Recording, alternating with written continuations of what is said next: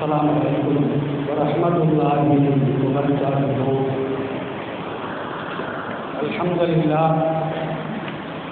अल्हम्दुलिल्लाहि नहमदुहु व नस्तईनुहु व नस्तगफिरुहु व नु'मिनु बिही व नतवक्कलु अलैहि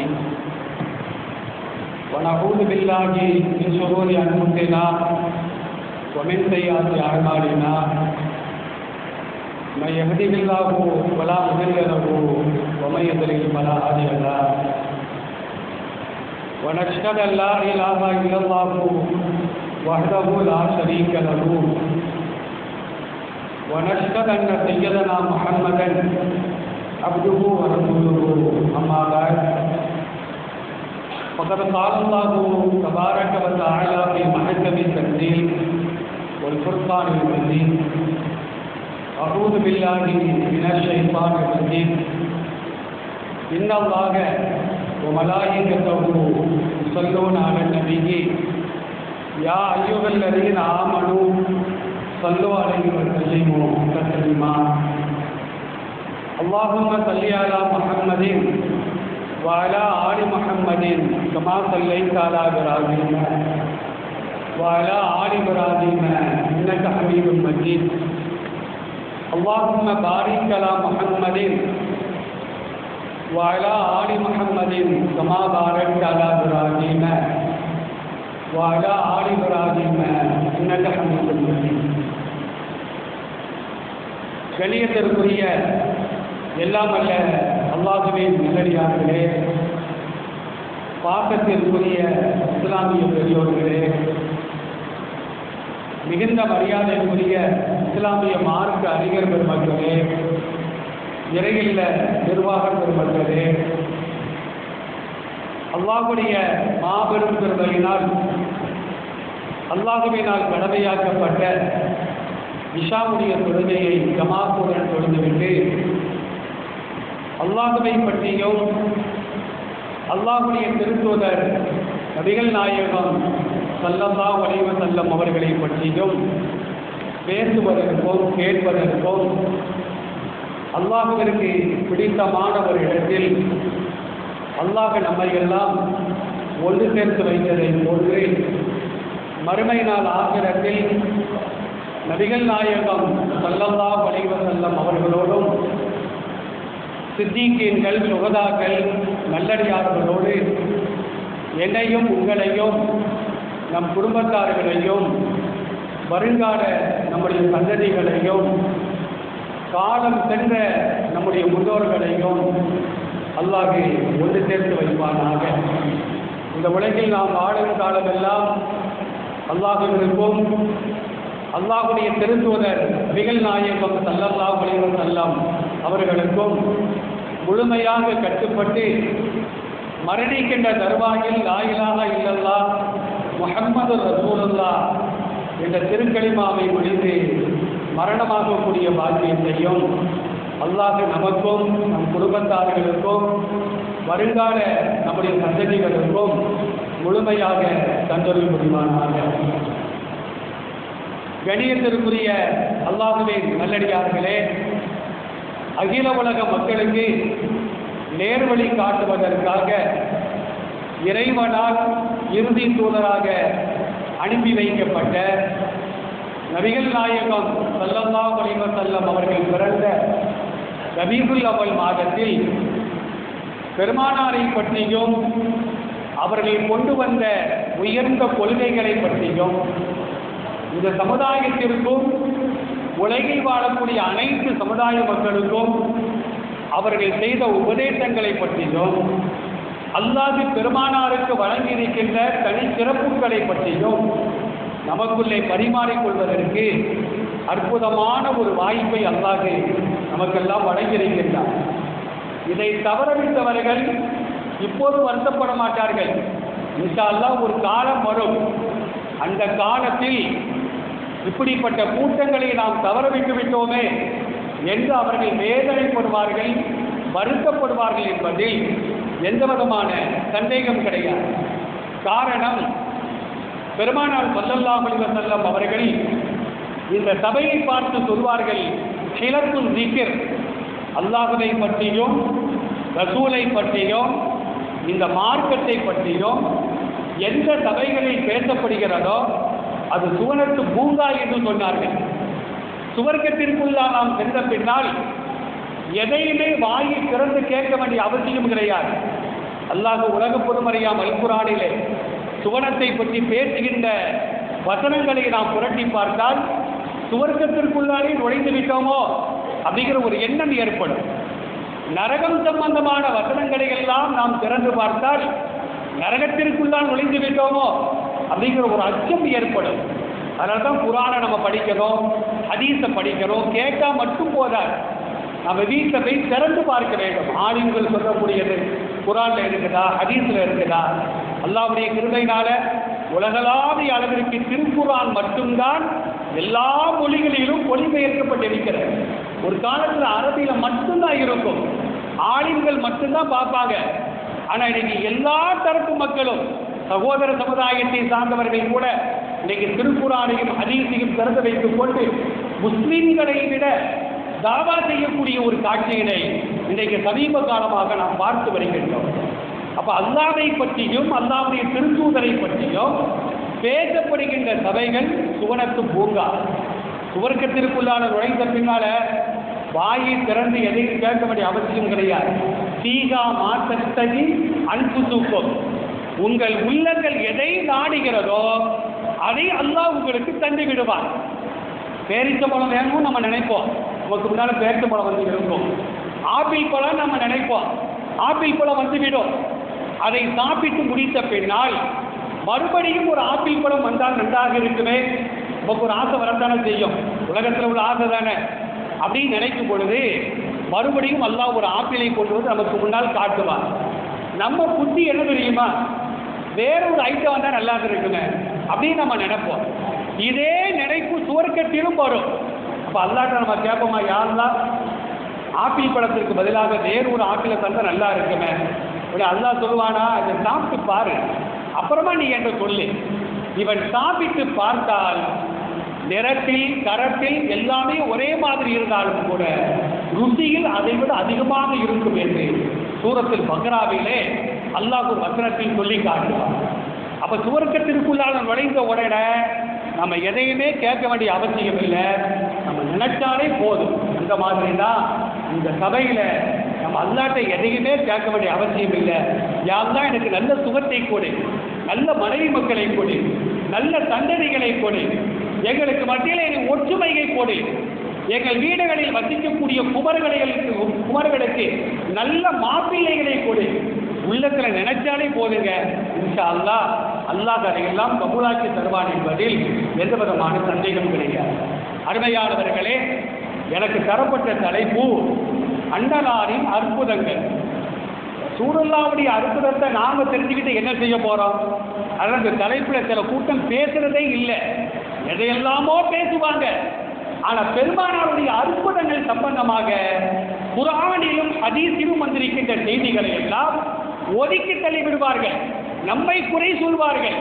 ஆனால் அவங்க என்ன செய்வாங்கன்னா, குர்ஆன்ல வரக்கூடிய அற்புதங்கள், ஹதீஸுகளில் பதிவு செய்யப்பட்ட அற்புதங்கள், அதை கொஞ்சம் கூட ஏறிக்கும் கூட பார்க்க மாட்டார்கள். அற்புதங்களை நாம் ஏன் தெரிந்து கொள்ள வேண்டும்? ஒருவர் மேலே நாம் அன்பு வைக்கிறோன்னு வச்சுக்கிடுவோம், அன்பு வைத்திருக்கின்றோம், அவருக்குள்ள தனி சிறப்புகள் நமக்கு தெரியுது அப்படின்னா நம்முடைய அன்பினுடைய வீரியம் இன்னும் அதிகமாகும். அவர்கிட்ட என்னென்ன திறமை இருக்குது ஒன்று ஒன்றாக வெளியே வர வர அவர் மீது நாம் வைத்திருக்கின்ற காதல், அன்பு, சுப்பு இருக்கிற அது அதிகமாகிக் கொண்டே இருக்கும். அதை போன்றுதான் நபிகள் பெருமானார் ஸல்லல்லாஹு அலைஹி வஸல்லம் அவர்களை நாம் முழுமையாக தெரியாமல் இருக்கின்ற வரையிலும் தொட்டும் தொடாமலும் தான் அன்பு வைப்போம். பெருமானாருக்கு இவ்வளவு பெரிய சிறப்புகள் இருக்குதா? இதன் அற்புதங்களை எல்லாம் தெரிந்தாங்களா? அல்லாஹ் இதையெல்லாம் வழங்கியிருக்கின்றானா என்பதை நாம் அறியும் பொழுது பெருமானாரின் மீது நான் வைத்த காதல், நீங்கள் வைத்த காதல் அது இன்னும் அதிகமாகிக் கொண்டே செல்லும் என்பதில் எந்த விதமான சந்தேகம் கிடையாது. தேவையில்லாமலா பெருமானாருக்கு அல்லாஹ் அற்புதங்களை வழங்கக்கூடிய ஆற்றலை கொடுத்திருந்தால் அதை கொண்டு இஸ்லாத்தின் பக்கம் அழைத்தார்கள். எல்லா நபிமார்களுக்கும் அல்லாஹ் ரப்புல் ஆலமீன் அற்புதங்களை நிகழ்த்தக்கூடிய ஒரு தன்மையை வழங்கியிருந்தார். அற்புதம் நம்ம பேச ஆரம்பிச்சோன்னா பேசிக்கிட்டே இருக்கலாம். ஆனால் 1 மணி நேரம் தான்.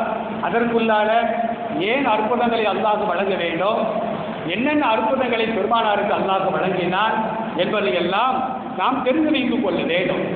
எல்லா நபிமார்களுக்கும் அல்லாஹ் அற்புதங்களை வழங்கியிருந்தார். திருக்குர்ஆனுடைய அத்தியாயம் 13 சூரத்து ரஅத் 13வது அத்தியாயம் 38வது ஆயத்தில் அல்லாஹ் சொல்லி காட்டுகின்றார், வமா கான லி ரசூலின் ஐ யஅதிய பி ஆயத்தின் இல்லா பிஇذனில்லாஹ். எல்லா நபிமார்களும் அற்புதங்கள் செய்தார்கள். ஆதம் அலைஹிஸ்ஸலாம் செய்த அற்புதம் என்ன? அவங்களே ஒரு அற்புதம் தான். தந்தை இல்லாம தாய் இல்லாம ஒரு களிமண் அல்லாஹ் உருட்டி வைத்துக் கொண்டு கண்ணு காது மூக்கு குடலை கிட்டி எல்லாத்தையும் வைத்து அல்லாஹ் தன்னுடைய உயிரை ஊதுகின்றார். அவர் எழுந்திருக்கின்றார். இது ஒரு அற்புதம், மாபெரிய அற்புதம். ஹவ்வா அலைஹிஸ்ஸலாம் ஆதம் அலைஹிஸ்ஸலாமுடைய மனைவி, அவங்களுக்கு கணவர் தான் உண்டு, தந்தை கிடையாது. தந்தை தான் உண்டு, தாய் கிடையாது. ஆதம் அலைஹிஸ்ஸலாத்தில் இருந்து ஆதம் அலைஹிஸ்ஸலாத்தில் இருந்து ஹவ்வாவை அல்லாஹ் படைத்தார். இந்த இருவரின் மூலமாக மனித சமுதாயத்தை அல்லாஹ் பழகி பெருக செய்தார் என்று திருக்குர்ஆனிலே அல்லாஹ் ஒரு வசனத்திலே பேசி காட்டுகின்றார். அப்ப எல்லா நபிமார்களும் ஆயத்தை, மோஜிசாவை, அற்புதத்தை நிகழ்த்தினார்கள். மூசா அலைஹிஸ்ஸலாம் அவங்களுக்கு அல்லாஹ் ஒரு கம்பை கொடுத்திருந்தார். அல்லாஹ் சொல்லி கீழே போட்டால் தான் அது பாம்பா மாறும். இவங்களா கீழே போட்டாங்கன்னா பாம்பா மாறாது. இல்லாம இதிலாகி அல்லாஹ்வுடைய அனுமதியை கொண்டே தவிர, அல்லாஹ்வுடைய அனுமதி இருந்து கீழே போடுங்கன்னு சொன்னாதான் அந்த கம்பு பாம்பாக மாறும். அந்த கம்பை வைத்து பாறையில் அடியுங்கள் அப்படின்னு சொன்னாதான் பாறையிலிருந்து தண்ணீர் வரும். கடலில் அடியுங்கள் அப்படின்னு சொன்னாதான் 12 பாதைகளாக அது பிரியும். மூசா அலைஹிஸ்ஸலாம் இன்னும் பல அற்புதங்களை செய்தார்கள். ஈசா அலைஹிஸ்ஸலாம் அவர்களுக்கு அல்லாஹ் வழங்கிய அற்புதம் என்ன? பிறவி குருடர்களை கையால் தடவுவார்கள். அல்லாஹ் அந்த கண்களிலே பார்வையை கொடுப்பார். குஷ்டரோகிகள் அவர்களை தடவுவார்கள். நல்ல நேடி அவர்களுக்கு உண்டாகிவிடும். இறந்தவர்களை எழுப்புவார்கள் அல்லாஹ்வுடைய அனுமதியை கொண்டு. இப்படியாக ஒவ்வொரு நபிமார்களுக்கும் அல்லாஹ் ஒவ்வொரு அற்புதங்களை வழங்கியிருந்தார். சுலைமான் அலைஹிஸ்ஸலாம் அவங்களுக்கு கொடுக்கப்பட்ட அற்புதம் என்ன? 4 பேர் உலகத்தை ஆட்சி செய்தார்கள். அதில் ஒருவர் தான் சுலைமான் அலைஹிஸ்ஸலாம். 2வது நபர் யாரு? துல்கர்னை. அதாவது சூரத்துல் கஹ்ஃபில் யஸ்அலூனக அனில் கர்னை அப்படின்னு ஒரு ஆயத்தில் வரும். அந்த துல்கர்னை என்பவரும் உலகம் முழுக்க ஆட்சி செய்திருக்கிறார். இந்த 2 பேரும் முஸ்லீம். 3வது 4வது 2 பேரும் காபிர்கள். ஒன்று நம்ரூத், இப்ராஹிம் அலைஹிஸ்ஸலாமுடைய காலத்தில் வாழ்ந்த நம்ரூத் என்ற அரசன் உலகத்தை ஆட்சி செய்தார். புகுத் நசர் அப்படிங்கிற ஒரு காபிர். இவருக்கும் அல்லாஹ் உலகத்தை ஆட்சி செய்யக்கூடிய அதிகாரத்தை வழங்கியிருந்தார். இப்போ நபிகள் நாயகம் ஸல்லல்லாஹு அலைஹி வஸல்லம் அவர்களுக்கு முன்னால் வாழ்ந்து சென்ற சுலைமான் அலைஹிஸ்ஸலாம் அவர்களுக்கு வழங்கப்பட்ட ஒரு அற்புதம் என்ன அப்படின்னா, பறவைகளை அழைத்து பேசுவார்கள், ஆடு மாடுகளை அழைத்து பேசுவார்கள். அது அதனுடைய பாக்கையில பேசும், இவங்களுடைய பாக்கையில பேசுவாங்க. இவங்க பேசுறதுக்கு அவைகளுக்கு விளங்கும், அவைகள் பேசுவது இவர்களுக்கு விளங்கும். அல்லாஹ் திருமறையிலே சொல்லி காட்டுவார், உள்ளின்னா மண்டிக்கட்டை, பறவைகளின் பாசைகளை கூட நாம் கற்றுக் கொடுக்கப்பட்டோம். வெளியூர்களுக்கு செல்வதாக இருந்தால் காற்றுக்கு ஏவுவார்கள். காற்று அப்படியே சுமந்து கொண்டு போய் அவர்கள் இறங்க வேண்டிய இடத்தில் பத்திரமாக இறக்கி வைத்துவிடும். ஜின்களை கொண்டு என்ன செய்வாங்கன்னா, ஒரு கிணறை தோண்டுவார்கள், கடலில் மூழ்கி முத்தை எடுத்து சொல்வார்கள். முத்துள்ள சிப்பிகளாக அந்த ஜின்கள் எடுத்து வந்து தரும். அல்லாஹ் திருமறையில மிக தெளிவாக சொல்லி காட்டுவார். தாவூத் அலைஹிஸ்ஸலாம் அவர்கள் கையில இருப்பு இருக்குத, முதலாக உலகத்திற்கு உருக்கு சட்டையை அறிமுகப்படுத்தியவர்கள் தாவூத் அலைஹிஸ்ஸலாம். அந்த தாவூத் அலைஹிஸ்ஸலாம் கையில இரும்பை நான் கொடுத்து விட்டால் நம்ம கையில மெழுக உடைப்பதற்கு சுத்திகளோ அருவாளோ எதுவுமே தேவையில்லை. கையை வச்சே உடைச்சிடலாம், கையை வச்சு பிச்சிடலாம். அந்த மாதிரி இரும்பை என்ன செய்வாங்கன்னா, கையை வைத்து உருக்கு சட்டையை தயாரிப்பார்கள். நெருப்புல போட்டு படுக்க காய்ச்ச மாட்டாங்க, சம்மட்டியால் அடிக்க மாட்டார்கள். கையை கொண்டு அந்த இரும்பின் மூலமாக உருக்கு சட்டைகளை தயார் செய்வார்கள். இப்படியாக ஒவ்வொரு நபிமார்களுக்கும் அல்லாஹ் ரப்பல் ஆலமீன் அற்புதங்களை நிகழ்த்தக்கூடிய ஒரு தன்மையை வழங்கியிருந்தார். பெருமானார் ஸல்லல்லாஹு அலைஹி வஸல்லம் அவர்களுக்கு எல்லா நபிமார்களுக்கும் கொடுத்த அற்புதங்களையும் வழங்கி மற்ற நபிமார்களுக்கு வழங்காத மற்றும் பல அற்புதங்களையும் பெருமானார் ஸல்லல்லாஹு அலைஹி வஸல்லம் அவர்களுக்கு அல்லாஹ் வழங்கினார் என்பதை அல் குர்ஆனுடைய வசனங்களும் ஹதீஸ்களும் நமக்கு தெளிவாக சொல்லி காட்டுகிறது. அருமையானவர்களே, திருக்குர்ஆனுடைய 54வது அத்தியாயம் சூரத்துல் கமர், அந்த கமருங்கிற அத்தியாயத்தினுடைய ஆரம்பத்தில் அல்லாஹ் சொல்லி காட்டுவார், இக்தரபத்தி சாஅத்து வன்ஷக்கல் கமர், மறுமை நாள் நெருங்கிவிட்டது. மறுமை நாள் நெருங்கிவிட்டது. இந்த ஆயத்து எப்போ இறங்குச்சு? 1450 ஆண்டுகளுக்கு முன்னாடி இறங்கிய வசனம். அப்பவே அல்லாஹ் சொல்றான் மறுமை நாள் நெருங்கிவிட்டது. இப்ப ரசூலுல்லாஹ்வுடைய காலத்தில் இருந்து கிட்டத்தட்ட 15 நூற்றாண்டுகளுக்கு பின்னால் நாம் வாழ்ந்து கொண்டிருக்கின்றோம். அப்ப மறுமை ரொம்ப நெருங்கிவிட்டது. மறுமையினுடைய அடையாளங்களை பெருமானார் ஸல்லல்லாஹு அலைஹி வஸல்லம் சொன்னார்கள். யுஷ்ரபுல் ஹம்ரு, மதுபானங்கள் அருந்தப்படும். மதுபானங்கள் அருந்தப்படுகிறதா இல்லையா? இஸ்லாமிய சமுதாயத்தினுடைய இளைஞர்கள் கூட இன்னைக்கு மதுவும் மாதுவுமாகத்தான் அடைந்து கொண்டிருக்கிறார்கள். மார்க்கத்தை கற்றுக்கொள்ளாத காரணத்தினால இன்னைக்கு திருநெல்வேலியில இருந்து சாத்தூர் வரைக்கும் வந்திருக்கிற என் பக்கத்தில் 2 குடிகாரன் பார்த்து பாடாப்படுத்தும். சரி, சாத்தூர்ல இருந்து சிவாஜிபத்தில் யாருன்னா ஒரு வயசாளி, அவர் தண்ணியை போட்டுக்கிட்டு அல்லாஹ் அக்பர் பாட்டு படிக்கிறாரு, திடீர்னு பாங்கு சொல்றாரு, என்னை பார்த்துக்கிட்டு. அப்ப இந்த மாதிரியான இளைஞர்கள்ல இருந்து முதியோர் வரையிலும் சாப்பாட்டுக்கு வழி இருக்கிறதோ இல்லையோ, டீ குடிக்க காசு இருக்கிறதோ இல்லையோ, சரக்கடிக்கிறதுக்கு மட்டும் காசு எப்படி வருதுன்னு தெரியல. இந்த மாதிரியான மதுபானங்கள் அதிகமாகிவிடும். பெருமானார் ஸல்லல்லாஹு அலைஹி வஸல்லம் சொன்னாங்க, அல் ஹம்ரு உம்முல் கபாயிர், அல் ஹம்ரு ஜும்மாவுல் இஸ்மி. பெருமானார் ஸல்லல்லாஹு அலைஹி வஸல்லம் வளவளெல்லாம் பேசவே மாட்டாங்க, சின்ன வார்த்தையை தான் பேசுவாங்க. அதுவும் பெருமானாருக்கு வழங்கப்பட்ட ஒரு அற்புதம். சின்ன வார்த்தையை சொல்வார்கள், அதில் லட்சக்கணக்கான கருத்துக்கள் அடங்கி இருக்கும். மதுபானம் என்பது அனைத்து தீமைகளுக்கும் அதுதான் அன்னை என்று சொன்னார்கள். ஒரு ஆளுக்கு சரக்கு உள்ள போயிட்டா அப்படின்னா திருடுவான், விபச்சாரம் செய்வான், அதே நேரத்தில் என்னென்ன கோல்மால் பண்ண முடியுமோ அதையெல்லாம் செய்வான். இது வெளியே தெரியக்கூடாது என்பதற்காக கடைசியில் கொலையும் செய்வான். எல்லா குற்றங்களும் வந்துவிடும். அதனால தான் பெருமானார் ஸல்லல்லாஹு அலைஹி வஸல்லம் அவர்கள் மதுபானத்தை முற்றிலுமாக தடை செய்தார்கள். திருக்குர்ஆன் செய்த மாபெரிய புரட்சிகளில் ஒன்று என்ன அப்படின்னா, மதுபானத்தை முற்றிலுமாக தடை செய்தது அல் குர்ஆன் மட்டும்தான். அல் குர்ஆன் என்பது சாதாரண ஒன்று அல்ல, பெருமானாருக்கு வழங்கப்பட்ட ஒரு அற்புதம். இன்றைக்கும் உலகத்தில் வாழக்கூடிய, என்றைக்கும் வாழக்கூடிய, கியாமத்து நாள் வரையிலும் வாழக்கூடிய ஒரு அற்புதம் ஒன்று இருக்குமானால் நம்ம வீடுகளில் தூங்கி கொண்டிருக்கின்ற குர்ஆன் தான். இன்னைக்கு குர்ஆனை வச்சு நம்ம தூங்கிட்டு தான் இருக்கிறோம். வீடுகளில் என்ன செய்வோம் அப்படின்னா, பெண் குழந்தைகள் கல்யாணம் முடிச்சு போனாங்க அப்படின்னா அந்த பெண்ணுடைய தாயார் என்ன செய்வான்னா குர்ஆனை எடுத்து கையில் கொடுப்பான். கொடுத்து பத்திரமா வச்சுக்கமா, இது எங்கள் அம்மா எனக்கு தந்ததும்பாங்க. அவங்க அம்மா அவங்களுக்கு கொடுத்துருப்பாங்க. ஒரு 10 தலைமுறைக்கு முன்னால் உள்ள குர்ஆனை ஓதாமல் பத்திரமா வச்சு பாட்டி, பேத்தி, பேத்தியுடைய மகளுடைய பேத்தி போய்கிட்டே தான் இருக்குமே தவிர அதை திறந்து யாரும் பார்ப்பது கிடையாது. குர்ஆனை நாம் திறந்து பார்க்க வேண்டும்.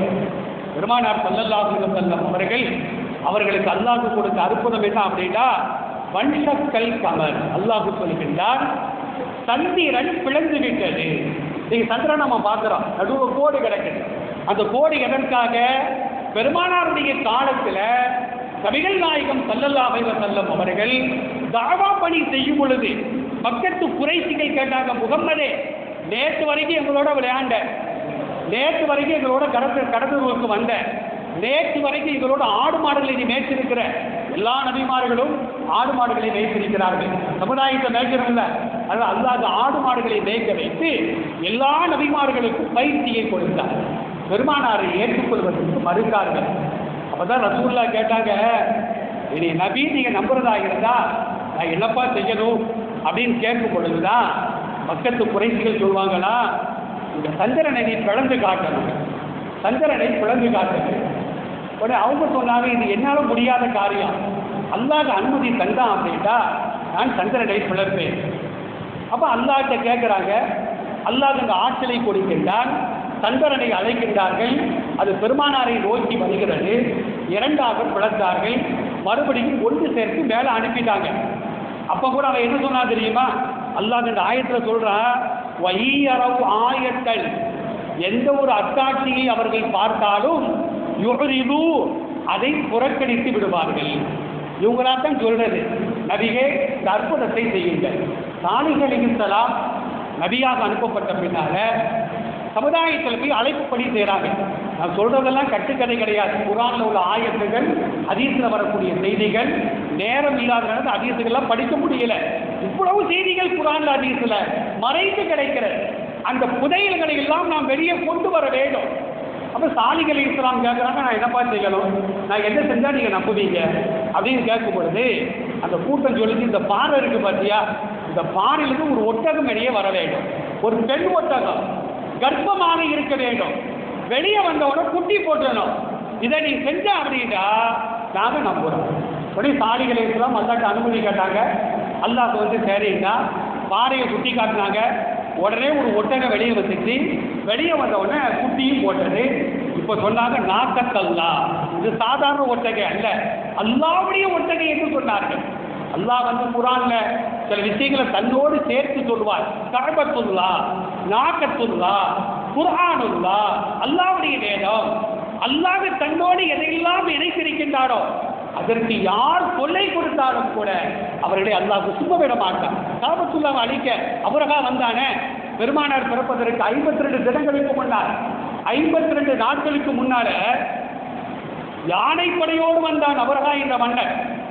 அப்ப அந்த யானைப்படைக்குரிய தளபதி, அந்த யானைகளுக்கெல்லாம் தளபதி மஹ்மூத் என்று சொல்லப்படுகின்ற யானை முன்னே செல்ல மறுத்தது. அதை ஓரம் கட்டி விட்டு மற்ற யானைகளை கொண்டு காபத்துல்லாவை இடிக்க போனான். அல்லாஹ் என்ன செஞ்சான் தெரியுமா? சின்னஞ்சிறிய பறவைகள், சூரத்தில் ஃபீல் ஓனாங்க பார்த்தீங்கன்னா, அலந்தர கைத்த ஃபஅல ரப்புக பி அஸ்ஹாபில் ஃபீல். ஃபீல்னா யானைன்னு அர்த்தம். யானைவாசிகளை அல்லாஹ் என்ன செய்தால் என்பதை நீர் பார்க்கவில்லையா? பெருமானார் பிறக்கவே இல்லை, தாயின் வயிற்றுல இருக்கிறாங்க. அல்லாஹ் என்ன சொல்றா? நீ பார்க்கவில்லையா? வெளியே வந்தாதானங்க பார்க்க முடியும். தாயின் வயிற்றில் அமர்ந்து கொண்டு எப்படி பார்க்க முடியும்? பெருமானாருக்கு அல்லாஹ் காட்டி கொடுத்தார். நபியே நீங்கள் பாருங்கள், உங்கள் தாயின் கருவறையிலிருந்து நீங்கள் பாருங்கள். இன்னைக்கு விஞ்ஞானம் என்ன சொல்லுது? தாயின் கருவறையில் குழந்தை இருந்தாலும் கூட வெளியே என்ன நடக்குது? குழந்தை பார்க்கிறது, கேட்கிறது. அதனால தான் கர்ப்பிணிகள் குர்ஆனை ஓதணும், நல்ல காட்சிகளை பார்க்கணும், சீரியலை பார்த்து வேகப்படக்கூடாது, ஆத்திரப்படக்கூடாது. இது எல்லாம் குழந்தைகளை தாக்கும். யூத சமுதாயம் இருக்கிற இயல், இசை, நாடகம், இந்த மூணுலேயே நீங்க கொடிகட்டி பறக்கிறாங்க. இயல், இசை, நாடகம். நீங்க சீரியல்லாம் வருது, இது யாரும் நீங்க வேற யூதர்களின் வேலை தான். இஸ்ராயலில் இருந்தா, இஸ்ரேலில் இருந்ததா எல்லாவற்றையும் கண்டுபிடிக்கிறார்கள். நாடகம், கணிதம், அநாகரிகமான ஆடை பெண்கள் அணிகிறாங்களே, நல்ல ஆடையாது. நமக்கெல்லாம் ஒரு கவலை என்ன அப்படின்னா, வரக்கூடிய இஸ்லாமிய பெண்களுக்கு நாகரிகமான ஆடை இல்லாமல் போய்விடுமோ அப்படிங்கிற ஒரு அச்சம் ஏற்படுகிறது. அப்ப ஆடை கலாச்சாரம், மோசமான ஆடை கலாச்சாரம், இசைகள், விதவிதமான இசைகள் உருவாகிறது. முஸ்லீம்கள் அதற்கு தலைமையாக இருந்தாலும் கூட, ஒரு இஸ்லாமியன் இசை செய்தாலும் கூட ஹராம் ஹராமு தான். அப்ப இயல், இசை, நாடகம், கணிதம் இதெல்லாம் யார்கிட்ட இருக்குது அப்படின்னா யூதர்கள் கையில தான் இருக்கு. யூதர்கள் உலகத்தில் எவ்வளவு இருக்காங்க தெரியுமா? 2% தான் இருக்கிறாங்க. 2% தான். அவன் செய்யக்கூடிய அநியாயங்கள் தான் உலகளாவிய அளவிற்கு பரவி கிடக்கிறது. அப்போ ஒரு அமெரிக்காவை சார்ந்த ஒரு அறிஞர், இந்த யூதர்கள் கணிதத்தில் இவ்வளவு பில்லாடியா இருக்கிறாங்களே, நம்ம கண்டுபிடிக்கணும் அப்படின்னு யூதர்கள் வாழக்கூடிய அந்த பகுதிக்கு சென்று தங்குகின்றார். தங்கி விசாரிக்கிறார். இவர் நோட்டம் விடுகின்றார். கடைசியில் என்னன்னு பார்த்தா, யூத சமுதாயத்தின் சார்ந்த பெண்கள் கர்ப்பமாகிவிட்டால் அந்த பெண்ணுடைய கணவன், அந்த பெண்ணுடைய பெற்றோர், பெண்ணுடைய சகோதரர்கள் என்ன செய்வாங்க தெரியுமா? ஒரு சிரமமான கடிதத்தை கொடுத்து இதற்கு நீ விடையை கண்டுபிடி என்று கொடுத்து விடுவார்கள். 10 மாதம் ஆனாலும் விடையை கண்டுபிடிக்க முடியாது. இவருடைய சிந்தனை முழுக்க முழுக்க அந்த கடிதத்திலேயே கழிகின்ற காரணத்தினால் இவள் கருவில் வளரக்கூடிய குழந்தையும் அதே சிந்தனையோடு வெளியே வருகிறார். அப்போ நாம என்ன செய்யணும்? இஸ்லாமிய பெண்கள் குர்ஆனை படிக்க வேண்டும், ஹதீஸை படிக்க வேண்டும், வீரமான சஹாபாக்கள் வரலாறு, வீர மந்தைகளின் சாதிகளின் வரலாறுகள், இது போன்ற வரலாறுகளை படிக்கின்ற பொழுது அதன் தாக்கம் கருவில் வளரக்கூடிய குழந்தைகளையும் தாக்கும். அது ஒரு சகாபியை போன்று, ஒரு சகாபியத்தை போன்று அந்த குழந்தைகள் வெளியே வரும். முஸ்லீம்கள் அதிகமாக வாழக்கூடிய பகுதிகளில் நம்ம பார்த்தோம் அப்படின்னா 3 வயசு 4 வயசுலேயே அந்த குழந்தைகள் குர்ஆனை மனனம் செய்து விடுகிறார்கள். அதுக்கு என்ன காரணம் தெரியுமா? கருவில் இருக்கின்ற பொழுது அந்த தாய் குர்ஆனை மனனம் செய்கின்றார். குழந்தை பெற்றெடுத்த பின்னால தொட்டிலில் போட்டு ஆட்டும் பொழுது குர்ஆனை ஓடி அவள் ஆட்டுகின்றார். அதன் தாக்கம் குழந்தை ஹாஃபிஸாக அது உருவாகிறது. குர்ஆனை ஓட தெரிந்த ஒரு குழந்தையாக உருவாகிறது. அதனால நம்ம என்ன செய்யலாம் அப்படின்னா, தாய்மார்களுக்கு கேட்க நான் நினைக்கிறேன், தாய்மார்கள் கட்டாயமாக இந்த வழிகளை நாம் பின்பற்ற வேண்டும். அருமையானவர்களே, நபிகள் நாயகம் ஸல்லல்லாஹு அலைஹி வஸல்லம் அவர்கள், சாலிஹ் அலைஹிஸ்ஸலாம் அவர்கள் ஒட்டகத்தை வெளியே கொண்டு வராங்க. குட்டி போடுகிறது, நாக்கத்தல்லா, அல்லாஹ்வுடைய ஒட்டகம், அதை நீங்கள் தீண்டக்கூடாது. அதுக்கு நீங்கள் சாப்பாடு கொடுக்க வேண்டும், தண்ணீர் காட்ட வேண்டும், தண்ணீர் கொடுக்க வேண்டும். கடைசியில் ஒரு கும்பல் சேர்த்து கொலை செஞ்சிச்சு ஒட்டகத்தை. தந்தம அலைகும் ரப்புக்கும் தம்பியின் தப்பாக அவர்களை அழித்து நாசமாக்கி விட்டார் என்று திருக்குறாங்க அல்லாஹ் நமக்கு தெளிவாக சொல்லிக்காரு. அபரகா மன்னன் பக்கத்தில் போனா அல்லாஹ் என்ன செஞ்சா தெரியுமா? அபாபில் அப்படிங்கிறது பறவையின் பெயர் அல்ல. நம்ம ரொம்ப பேர் தப்பா வழங்கி வச்சிருக்கிறோம். அபாபில் பறவைகளை கொண்டு அல்லாஹ் அழித்தாண்டு. அபாபில் அப்படின்னா சின்னஞ்சிறிய பறவைகள் அப்படின்னு அர்த்தம். தத்தீர்களில் அந்த பொருள்கள் தான் போடுவார்கள். சிட்டுக்குருவியை விட ஹம்மின் பேச்சு ஒரு பறவை இருக்குது. ஒரு 1.5 இன்ச்சு தான் இருக்கும் அந்த பறவை. அதை விடவும் சிறிய பறவைகள் அதனுடைய அழகில் வாயில் பொடி பொடி கற்களை வைத்துக் கொண்டு அந்த யானை படைகளின் மீது அது போட சின்னப்பட்ட வைகோலை போன்று அவர்கள் செத்து மடிந்தார்கள் அப்படின்னு அல்லாஹ் ரப்பல் ஆலமீன் சூரத்துல் ஃபீல்ல அல்லாஹ் மிக தெளிவாக சொல்லியிருக்கிறார். அப்போ நபிமார்கள் நாங்கள் என்ன செஞ்சால் நீங்கள் நம்புவீங்கன்னு கேட்டு நீங்கள் அற்புதத்தை பண்ணுங்க, இந்த அற்புதத்தை பண்ணுங்க அப்படின்னு மக்கள் சொல்லி இவங்க அந்த அற்புதத்தை செய்தாலும் கூட என்ன சொல்லுவாங்க தெரியுமா? வயகூலு சிஹருல் முஸ்தமிர், இது தொடர்ந்து நடைபெறக்கூடிய சூனியம், நீங்கள் சூனியக்காரர் என்று அவர்கள் சொல்லிவிடுவார்கள். இன்னைக்கு மேஜிக் ஷோலாம் நடக்குத அதிகமான முஸ்லீம்கள் நம்புகிறாங்க. அந்த மேஜிக் ஷோவை நம்புகிறாங்க. ஒரு டப்பாலேருந்து பூவா எடுப்பான், அல்வாவா எடுப்பான், பட்டாசா எடுப்பான். அவன் நம்ம ஒரு டப்பாவை கொடுத்து நீலேருந்து நீ எடுத்துக்காமின்னு சொல்லுங்க பார்ப்பான். டப்பா டான்ஸ் ஆடிடும். அவன் எடுக்க முடியாது. அவன் எல்லாம் செட் பண்ணி தான் கொண்டு வரான். அவன் மேஜிக் வேறு, மூஜிசா என்பது வேறு. மூஜிசா என்பது இல்லாம எதிரில்லா, அல்லாஹ்வுடைய அனுமதியை கொண்டுதான் அது நடக்கும். மூஜிசா 100% உண்மை. மோஜிசாவை ஒருவன் மறுத்தால் நவுதுபில்லா அவன் காபிராகி விடுவான் என்பதையும் இஸ்லாமிய கொள்கைகள் நமக்கு தெளிவாக சொல்லி காட்டுகிறது.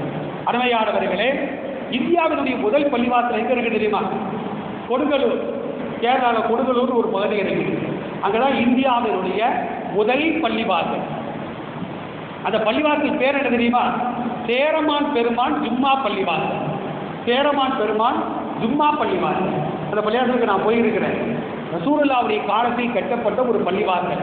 கிபி 621ஆம் ஆண்டு அந்த பள்ளிவாசலை கட்டியிருக்கிறார்கள். அந்த பள்ளிவாசல் உருவாவதற்கு என்ன காரணம் தெரியுமா? ஆமா, பாஸ்கர ரவிவர்மா. அவருடைய முழுமையான பேரன் அப்படின்னா பாஸ்கர ரவிவர்மா சேரமான் பெருமாள். பின்னால் ரசூலுல்லாஹ் அவருக்கு இஸ்லாமிய பேரெல்லாம் வச்சாங்க. அந்த பாஸ்கர ரவிவர்மா இருக்கிறாங்க. அப்போ தமிழ்நாடு கேரளா எல்லாம் ஒரே நாடாகவே இருக்கிறது, பிரிந்த நாடுகள் அல்ல. எல்லாமே தமிழ்நாடாக தான் இருக்குது. அதற்கு பின்னால் தான் பிரிச்சுட்டாங்க. கேரளா வேற, தமிழகம் வேற என்று பிரித்திருக்கிறார்கள். இந்த மன்னர் ஒரு நாள் என்ன செய்கிறார் அப்படின்னா, தன்னுடைய மாளிகையின் மொத்த மாளிகையில் அமர்ந்து கொண்டு நிலவை ரசித்துக் கொண்டே இருக்கின்றார். அந்த நேரத்தில் பார்த்தா திடீர்னு நிலவு 2ஆக பிரிகிறது. பிரிந்து மறுபடியும் ஒன்று சேர்கிறது. அப்போ கேரளாவுக்கு அரபு நாடுகள்லேருந்து அரபிகள் வருவாங்க வியாபாரத்திற்காக. இந்த மிளகு, ஏலக்காய், கிராம்பு, பட்டை இதையெல்லாம் கொள்முதல் செய்வதற்காக வருவார்கள். அப்போ அந்த அரபிகளை அழைச்சி கேட்குறாரு, சேரமான் பெருமாள் கேட்குறாரு, இது என்ன நில 2ஆ பிரியுதா அப்படின்னு. அப்போ அந்த அரபு நாட்டு வியாபாரிகள் சொன்னாங்களாம், அரசரே இது மாதிரி மக்கால முஹம்மது அப்படின்னு ஒரு மனிதர் நபியாக ஆக்கப்பட்டு இருக்கிறார். இது அவர் செய்யக்கூடிய முஅஜிஸா, அற்புதம் என்று அவர்கள் சொன்னார்கள். உடனே ரசூலுல்லாஹ்வை பற்றி ரொம்ப தெரிஞ்சுக்கிட்டு அவர் சொல்றாரு, நீங்கள் கொள்முதல் செய்துவிட்டு அரபு நாட்டுக்கு செல்லும் பொழுது என்னையும் அழைத்து செல்லுங்கள். அந்த முஹம்மதை நான் பார்க்க வேண்டும், அவரை நான் பார்த்து அவருடைய உபதேசங்களை நான் பெற வேண்டும், தவறாமல் என்னை அழைத்து செல்லுங்கள். அந்த காலத்தில் பாய்மர கப்பல் அரசரையும் சேர்த்து கூட்டு போறாங்க சஹாபாக்கள். மக்காவிலிருந்து இறங்கிய பெருமானாரை பார்த்த உடனே கலிமாவை சொல்லி இஸ்லாத்திற்கு வருகிறார். பெருமானார் ஸல்லல்லாஹு அலைஹி வஸல்லம் அவருக்கு தாஜுத்தீன், மார்க்கத்தின் கிரீடம் அப்படிங்கிற பெயரை சூட்டுகிறார்கள். கொஞ்ச நாள் மக்கால இருக்கிறாரு. சஹாபாக்களுடைய நடவடிக்கை எல்லாம் அவர் பார்க்கிறாரு. திரும்பி வரும்போது ரசூலுல்லாஹ் சொல்றாரு, யார் ரசூலல்லாஹ், எங்க நாட்டில் இஸ்லாத்தை பரப்புவதற்கு யாரையாவது அனுப்பி வையுங்கள் அப்படின்னு சொன்ன உடனே மாலிக் இப்னு தீனார் ரலியல்லாஹு அன்ஹு அப்படிங்கிற நபி தோழரையும் இன்னும் சிலரையும் அப்படின்னு சில குறிப்புகள்ல இருக்குது. ரசூல் ஸல்லல்லாஹு அலைஹி வஸல்லம் அந்த தாஜுத்தீன் சேரமான் பெருமாளோடு அனுப்பி வைக்கிறார்கள். வந்துகிட்டே இருக்கிறார். இப்ப ஏமன் நாட்டில் உள்ள ஜாபர் துறைமுகம் அப்படிங்கிற துறைமுகத்திற்கு வரும் பொழுது அவருக்கு சுகமில்லாமல் ஆகிவிடுகிறது. உடனே ஒரு கடிதம் எழுதுகின்றார் தன்னுடைய குடும்பத்தாருக்கு, நான் உயிரோடு இருந்தாலும் நான் மரணமாகிவிட்டாலும் இந்த மாதிரி இந்த இடத்துல ஒரு பள்ளிவாசலை நீங்க கட்டணும் அப்படின்னு ஒரு கடிதத்தை எழுதி மாலிக் இப்னு தீனார் ரலியல்லாஹு அன்ஹுடைய கரத்துல கொடுத்துட்டு இயற்கையிலேயே மரணமாக்கி விடுகின்றார். அங்கே அவர் அடக்கம் செய்கிறார்கள். இப்ப மாலிக் இப்னு தீனார் ரலியல்லாஹு அன்ஹு மற்றவர்களோ அந்த கொடுங்கோலூருக்கு வர்றாங்க. குடும்பத்தார்கள் லெட்டர் கொடுக்குறாங்க, நீங்க தாராளமாக ஒரு பள்ளிவாசலை கட்டுங்கன்னு சொன்ன உடனே அந்த பள்ளிவாசல் கட்டப்படுகிறது. 6ஆம் நூற்றாண்டில் 7ஆம் நூற்றாண்டில் கிபி 621 7ஆம் நூற்றாண்டில் எழுப்பப்பட்ட பள்ளிவாசல் இன்றைக்கும் அங்கே காட்சி தருகிறது. பழமை மாறாமல் அதை அப்படி புதிதாக எடுத்து கட்டியிருக்கிறார்கள். இந்தியாவினுடைய முதல் பள்ளிவாசல் அது உருவாவதற்கு என்ன காரணம்? பெருமானாருடைய ஒரு முஜிஸா. நபி ஸல்லல்லாஹு அலைஹி வஸல்லம் அவர்கள் நிகழ்த்திய அந்த முஜிஸாவை கொண்டுதான் சேரமான் பெருமாள் பாஸ்கர ரவிவர்மா அவர்கள் தாஜுத்தீன் என்று மாற்றப்பட்டு அந்த பள்ளிவாசலை கட்டினார்கள். ஆனால் அந்த பள்ளிவாசலை சொல்லக்கூடிய பாக்கியம் அவருக்கு கிடைக்கல. அந்த பள்ளிவாசலை போய் பார்த்தா அப்படின்னா அந்த காலத்தில் உள்ள மாடலே கட்டியிருக்கிறாங்க. பழமை மாறாம அதை புதுப்பித்தும் கட்டியிருக்கிறார்கள் என்பதை நாம் பார்க்க நாம் எல்லாம் கடமைப்பட்டிருக்கிறோம். ஆக அருமையானவர்களே, இதைத்தான் அல்லாஹ் அந்த ஆயத்தில் சொல்லி காட்டுகின்றான். இக்தரபத்தி சாஹத்து வன்சக்கல் கமர், மறுமை நாள் நெருங்கிவிட்டது, அதே நேரத்தில் சந்திரனும் பிளந்து விட்டது என்று அந்த ஆயத்தில் அல்லாஹ் ரப்பல் ஆலமீன் மிக தெளிவாக சொல்லியிருக்கிறார்கள். அருமையானவர்களே, இது போன்று எத்தனையோ அத்தாட்சிகள் முஅஜிஸாக்கள் பெருமானாருடைய வாழ்க்கையிலே நடந்திருக்கிறது என்பதை நாம் நினைத்து பார்க்க வேண்டும். புகாரியில 6723வது ஹதீஸாக ஒரு செய்தி பதிவு செய்யப்படுகிறது. ஜாபிர் ரலியல்லாஹு அன்ஹு அறிவிக்கின்றார்கள், மரித்து ஃபஆதனி ரசூலுல்லாஹி ஸல்லல்லாஹு அலைஹி வஸல்லம் வ அபூபக்கர் வஹுமா மாஷியானி. ஜாபிர் ரலியல்லாஹு அன்ஹு அவர்களுக்கு சுகமில்லாமல் போய்விடுகிறார். இதை கேள்விப்பட்ட உடனே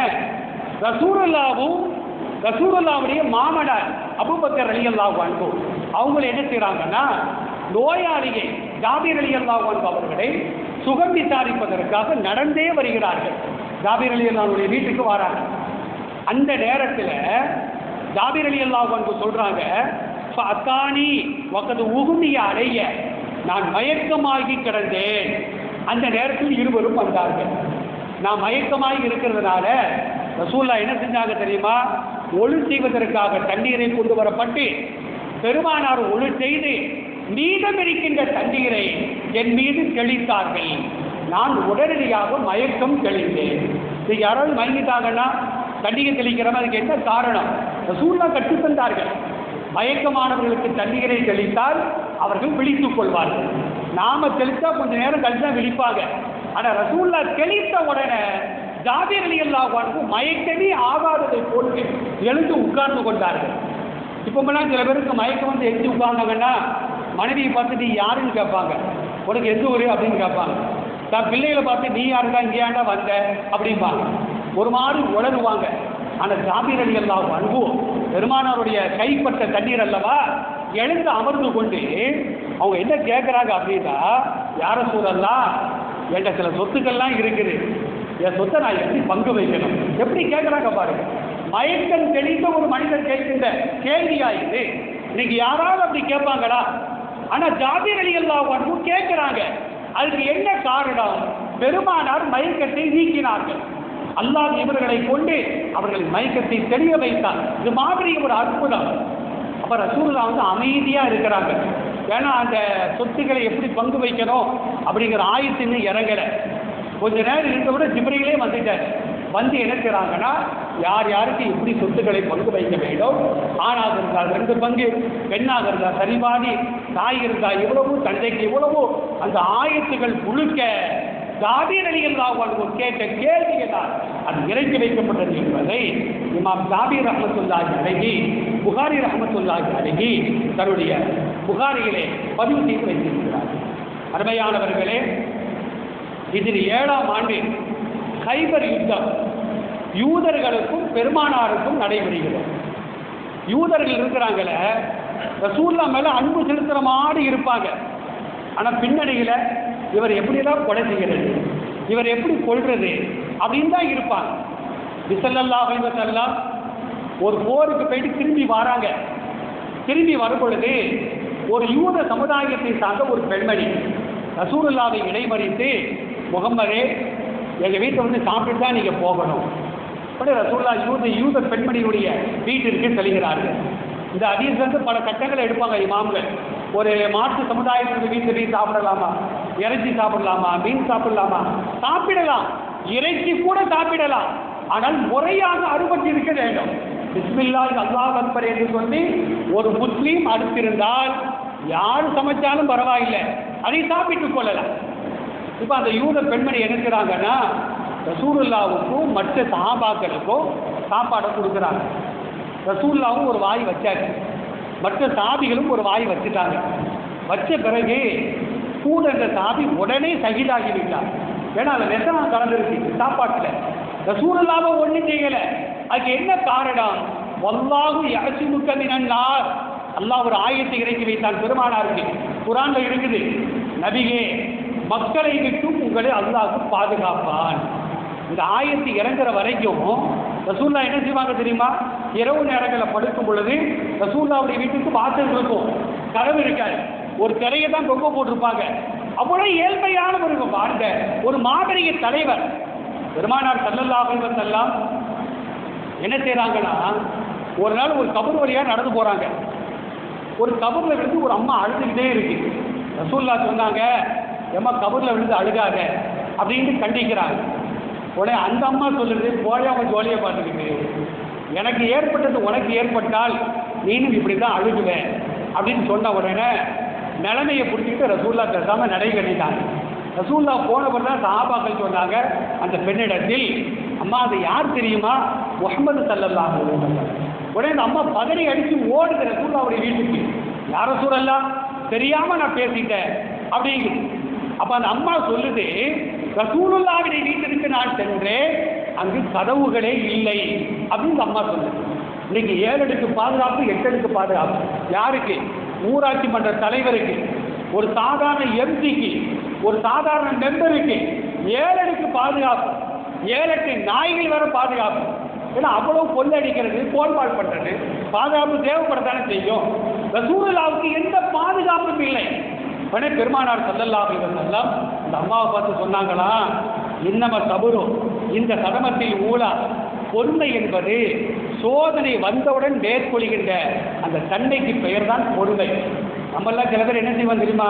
ஏதாவது சோதனை வந்துட்டா, யாரெல்லாம் உனக்கு கண்டு இல்லையா, உனக்கு இறக்கம் இல்லையா, உனக்கு காது செவுடா, நான் இப்படி கஷ்டப்படுறேனே அப்படின்னு புலம்பி தள்ளிட்டு வார்த்தையே இல்லைன்னு வரும்போது நான் பொறுத்து போறேன்னாங்க. இதுக்கு பேர் பொறுமையா?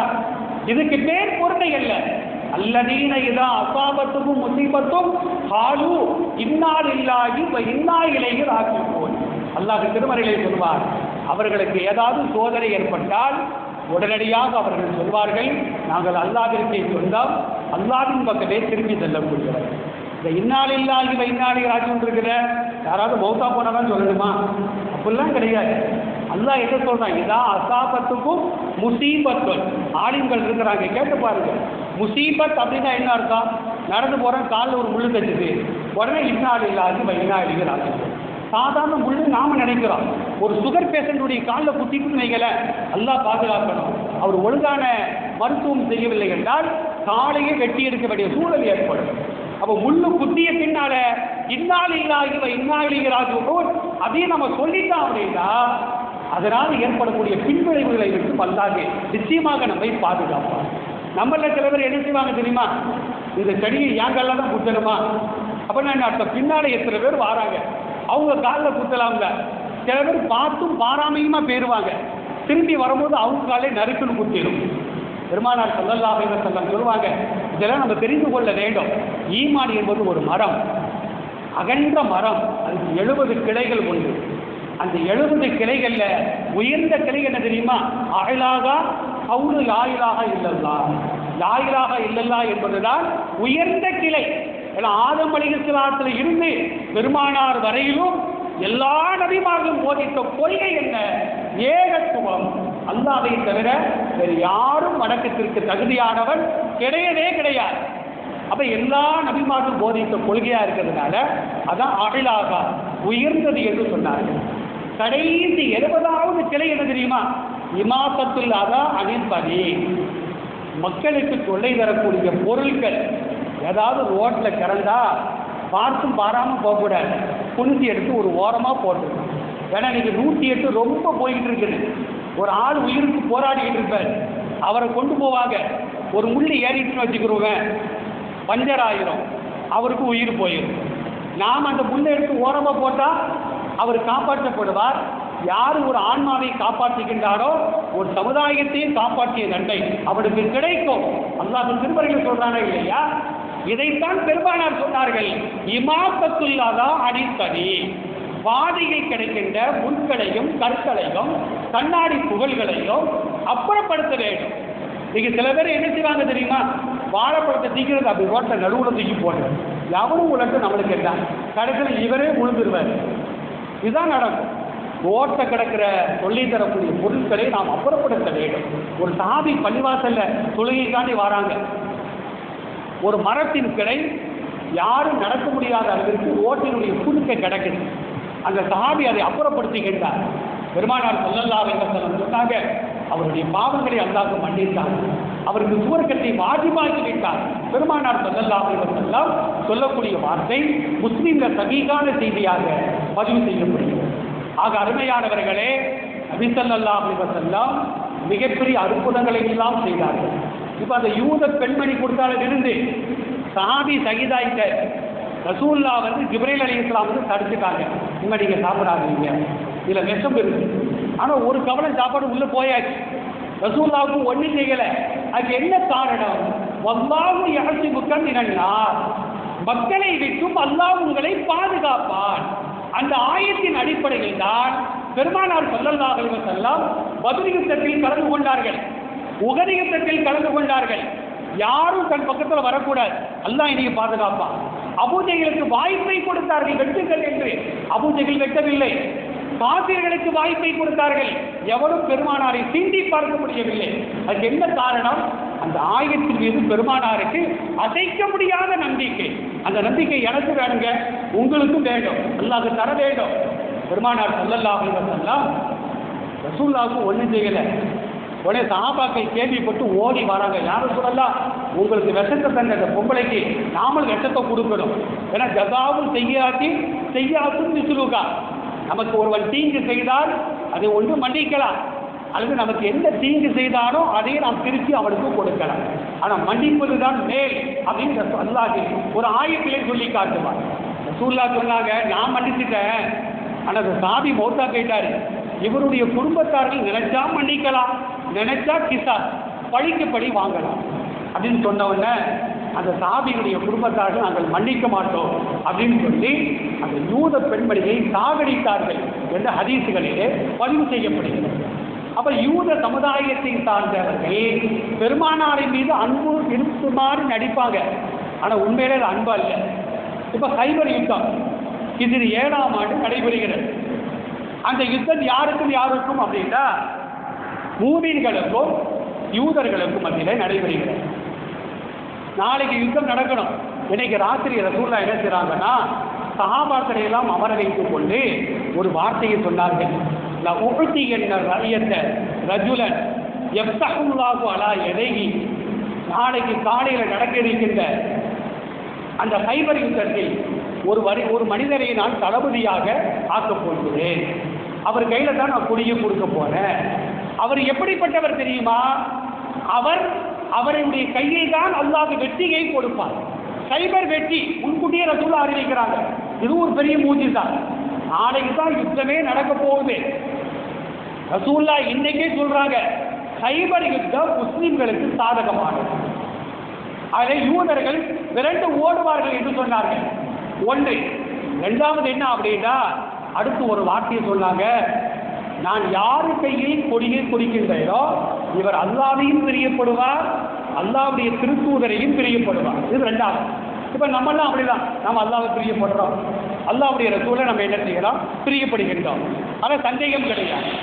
மூன்றாவதாக ரசூலுல்லாஹ் சொன்னாங்க, இவர் அல்லாஹ்வையும் ரசூலையும் பிரியப்படுவதை போன்று அல்லாஹ்வும் ரசூலும் அவரை பிரியப்படுகிறார்கள். இப்போ நாம் அல்லாஹ் ரசூலை பிரியப்படுறோம், அல்லாஹ் நம்மளை பிரியப்பட்டானா, ரசூலுல்லாஹ் நம்மளை பிரியப்பட்டாங்களா இப்போ தெரியாது. நாளைக்கு மறுமைக்கு போனால் தான் தெரியும்.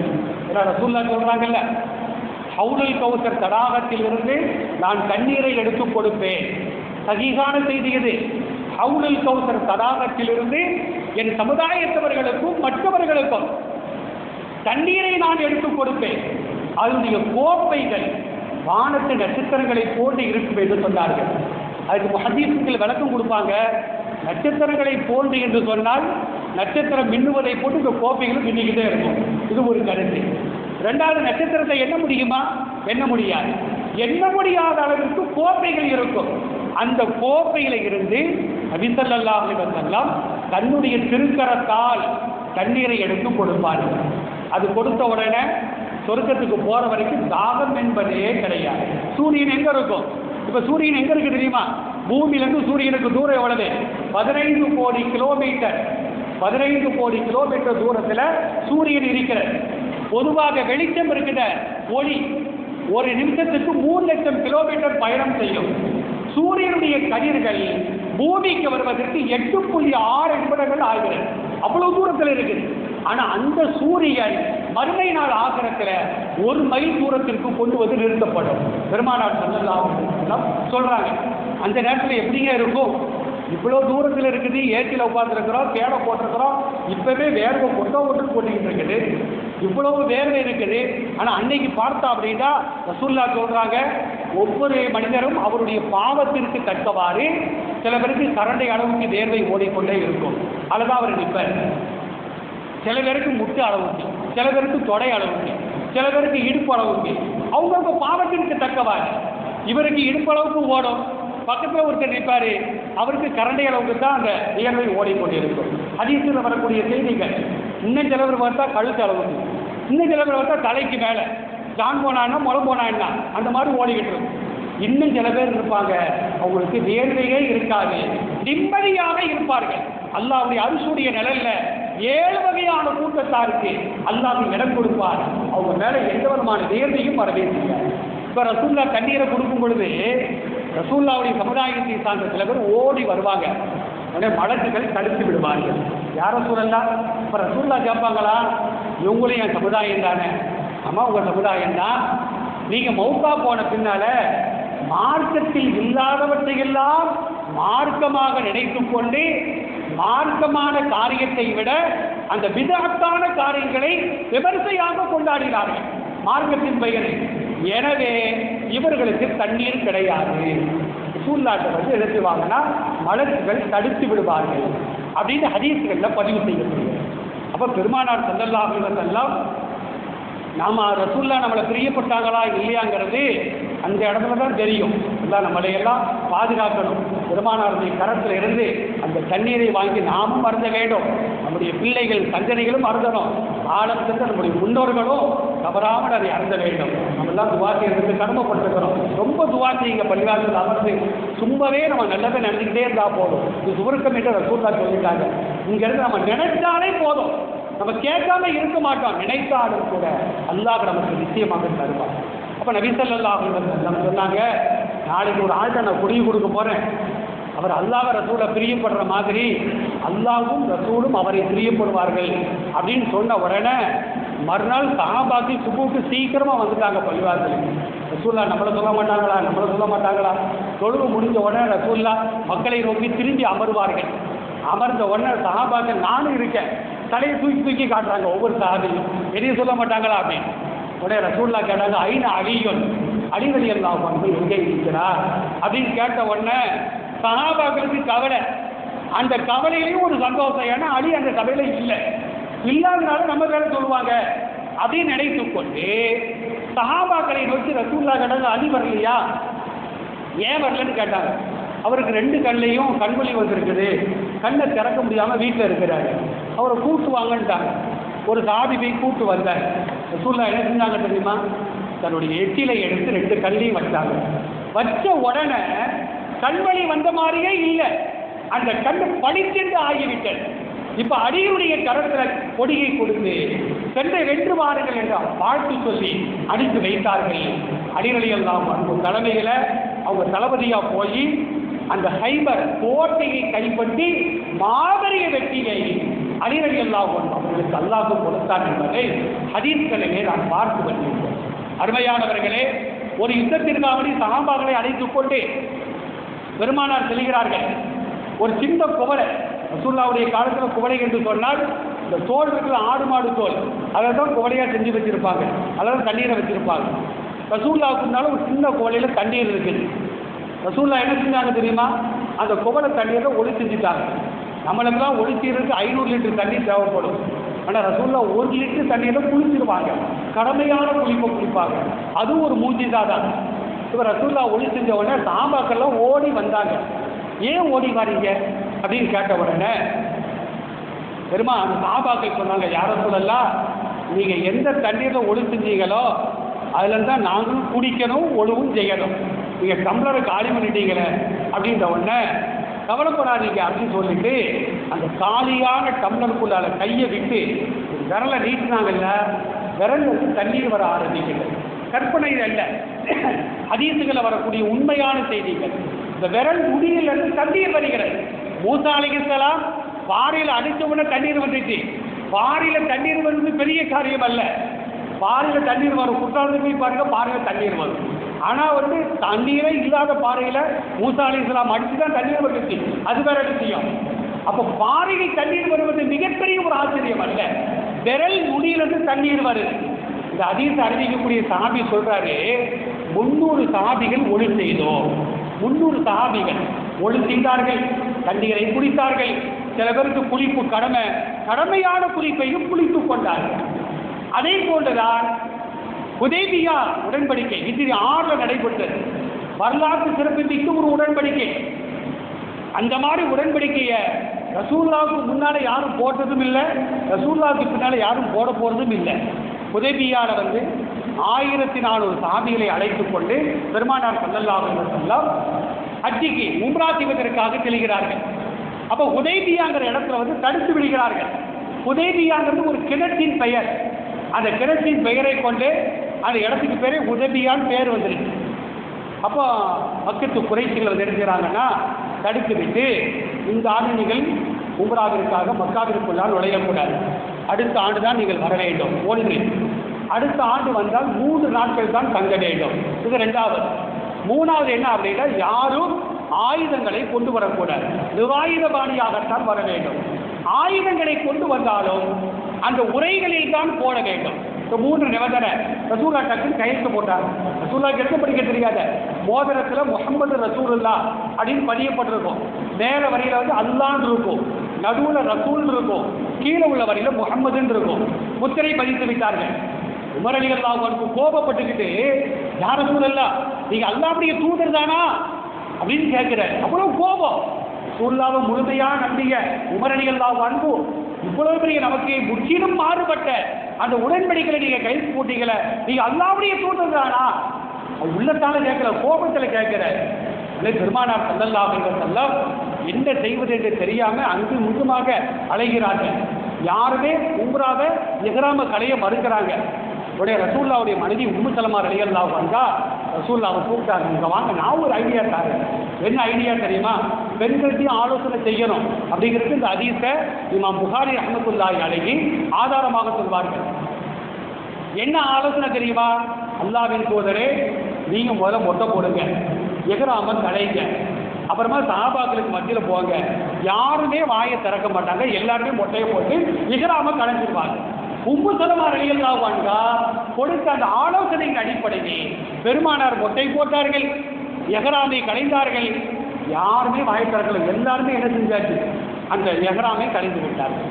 பொறுத்தவர் பூமி ஆழ்வார் அப்படின்னு தமிழ்ல ஒரு பழமொழி சொல்லுவாங்க. பொருத்தமான சம்பவம். மறு ஆண்டு என்ன செய்யறாங்கன்னா உம்ராவுக்கு போறாங்க.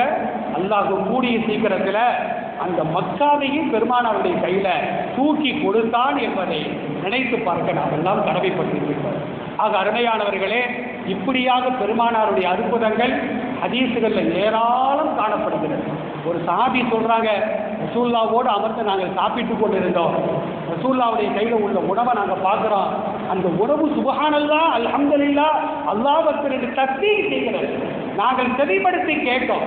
அல்லாஹ் குர்ஆன்ல ஒரு ஆயத்தில் சொல்லுவான், உலகத்தில் உள்ள எல்லா பொருள்களும் அல்லாஹ்வை தஸ்பீஹ் செய்கிறது. வலாக்கின் லா தஅலமூன தஸ்பீஹஹும், இருந்தாலும் அவைகள் செய்யக்கூடிய தஸ்பீஹை நீங்கள் செவிப்படுப்பதில்லை, நீங்கள் விளங்குவதில்லை என்று அல்லாஹ் ரப்பல் ஆலமீன் குர்ஆன்ல சொல்வதை போன்று பெருமானாருடைய கையில் உள்ள உணவு நம்ம கையில் இருக்கிற உணவு தஸ்பீஹ் செய்யும். நாம செய்கிற பாவத்தினால அது நம்ம காதுக்கு கேட்காது. எப்படா உள்ள தள்ளுவோம். சில பேருக்கு சாப்பாடு சிந்தும், அந்த சிந்திய சாப்பாடுகளும் தஸ்பீஹ் செய்யும். எனவே தான் சிந்தாமல் சிதறாமல் சாப்பிட வேண்டும் என்று பெருமானார் ஸல்லல்லாஹு அலைஹி வஸல்லம் அவர்கள் கற்றுத் தந்திருக்கிறார்கள். இது நூற்றுக்கணக்கான அற்புதங்கள் இருக்கிறது. இதையெல்லாம் நாம் கேட்பதன் மூலமாக இவ்வளவு சிறப்புகளை பெருமானாருக்கு அல்லாஹ் வழங்கியிருக்கின்றானே, இது வேறாவது பெருமானாரின் மீது நாம் அதிகமாக அன்பு செலுத்துவேன், பெருமானாருடைய சுன்னத்தை நான் பேணி வாழ்வேன், பெருமானாருக்கு நான் மாறு செய்ய மாட்டேன், பெருமானார் சொல்லி தந்த கலாச்சாரங்களை நான் ஏற்று நடப்பேன் என்று இந்த சபையிலிருந்து நாம் கலைந்து செல்ல வேண்டும். அதுதான் பெருமானாரின் மீது நாம் வைத்த அன்பிற்கு அடையாளம் என்று கூறிக்கொண்டு எல்லாம் அல்ல அல்லாஹ் விட்டாரா நாம் எதை பேசினோமோ எதை கேட்டோமோ அதை நம்முடைய வாழ்க்கையில் கொண்டு வந்து இங்கு வராதவர்களுக்கும் அதை எடுத்து சொல்லக்கூடிய தாயிகளாக என்னையும் உங்களையும் அல்லாஹ் ரப்பல் ஆலமீன் முழுமையாக ஆக்கியம் கொள்வானாக என்று கூறியவனாக வாய்ப்புக்கு நன்றி கூறி அமர்கின்றேன். அஸ்ஸலாமு அலைக்கும் வரஹ்மத்துல்லாஹி வபரகாத்துஹு.